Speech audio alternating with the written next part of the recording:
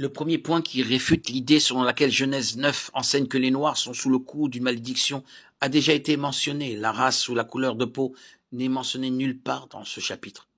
Deuxièmement, la malédiction de Noé s'applique spécifiquement à Canaan et non à Ham. Ainsi, littéralement, il n'existe pas de malédiction de Ham dans la Bible.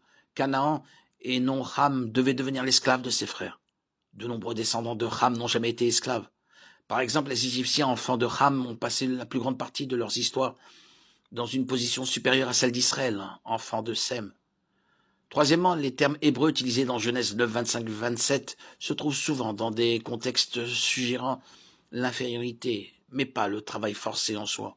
Le même mot traduit par esclave dans Genèse 9, 25 est utilisé pour Ésaü par rapport à Jacob, pour Joab par rapport au roi David de Samuel 14, 22, et pour Abraham par rapport au Seigneur, Genèse 18, 3.